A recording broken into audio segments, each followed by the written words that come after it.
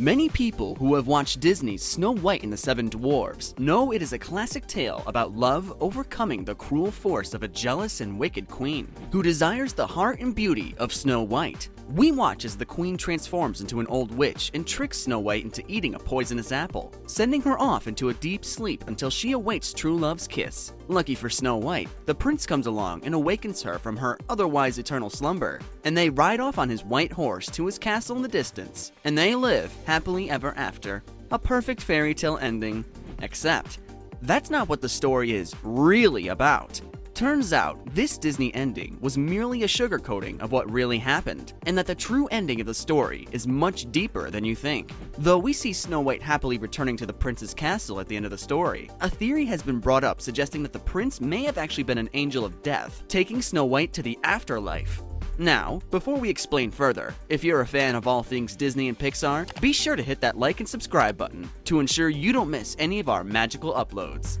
Alright, so the first time the prince makes an appearance in the movie is during the wishing well scene, where Snow White is serenading a flock of bird friends, perched on the edge of a well, and singing about finding true love. Little did she realize at the time, true love was within earshot. As the prince was riding through the grounds, he couldn't help but overhear her voice, which encouraged him to make his way towards the angelic voice. Here's where things take a bit of a turn. The prince chose to approach Snow and attempted to sing alongside her. Her reaction wasn't the one he had expected. Instead, she was shocked and ran away. Snow White then locked herself inside the castle while the prince attempted to serenade her. Most people just presumed that Snow White had been smitten herself and ran away feeling shy. But this theory begs a different suggestion. Instead of shyness, she had actually run away from the prince because she feared him. Snow White recognized that the prince was not a prince, but instead, as a glimpse of death after almost falling into the well. The encounter shook her up and caused her to run into the safety of the castle. And, within the confines of the castle, Snow White then made the decision to send over one of her white doves to him, another action that many viewed as being flirtatious, but actually has a darker meaning to it. Instead of being a symbol of love, it turns out that the dove was a symbol of Snow White freely offering up her soul from her body to be marked by death forevermore.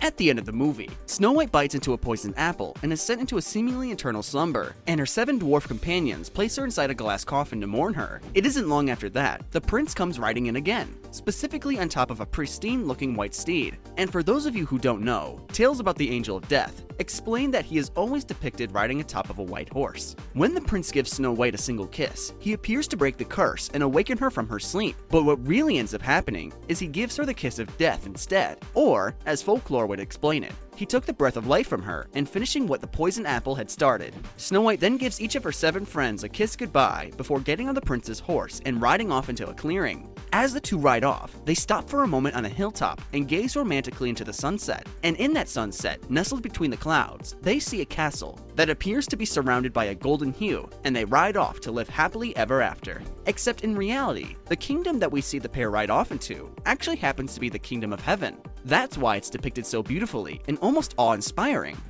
Therefore, instead of riding off into the sunset to spend the rest of their lives together, Snow White had actually been set free from her fate and whisked away into heaven. This is perhaps why we never learn the prince's name, keeping him a bit mysterious and almost ominous.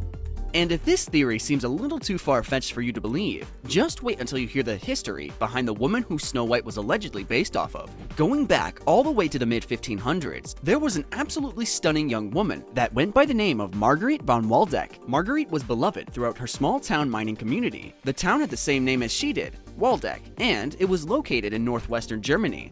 Waldeck was known for its copper mines, which Marguerite's father owned a few of. Rumor has it, though, that these mines were incredibly small, so small that the only workers that could fit inside were young children, and they were forced to work in these really tight, poorly lit spaces. And while most of the town treated these children like dirt, it is said that Marguerite was always kind to them, and they held her in very high regard. Some speculate that it was due to problems Marguerite was having with her stepmother, but for reasons unknown, she decided to move out of her father's home in Waldeck at the age of 17. With her sights on Brussels, Marguerite made a successful journey, and upon arriving in the city, she started gaining a lot of attention from her beauty, and not just the common folk, but also from the King of Spain, Philip II. The two grew fond of each other quite quickly. However, this made an unknown person very jealous. Some think it was the jealous suitor of Philip II, but to this day, no one knows their true identity for sure. In fact, it is speculated that the unknown person poisoned her right before the two were meant to be wed. You see, Marguerite had randomly grown ill and wasn't getting any better.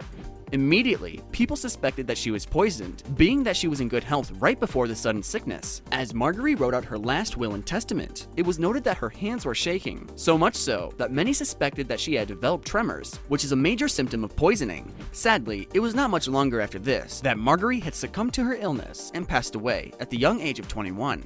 It is said that her story was told over and over again by the young children that she had been so kind to, which would explain how it warped into the children's story that we know of today. Like most Disney movies, the story is based on old folklore, and a lot of people will tell you that most folklore comes from some place of truth. Maybe this truth comes from the life of Marguerite von Waldeck. It is known that a lot of Disney films are inspired by old folklore, and more often than not, the older tellings of the story aren't as light and bright. The idea of Snow White actually being a tale about someone passing over and being guided to the other side, rather than being a tale about true love, holds a lot more ground with the evidence and history behind it to support it. What do you think? Is there more to the Prince and Snow White that meets the eye? Be sure to let us know. And that's all, Disney fans. Let us know what you thought of this video in the comments, and like and subscribe for more magically packed videos.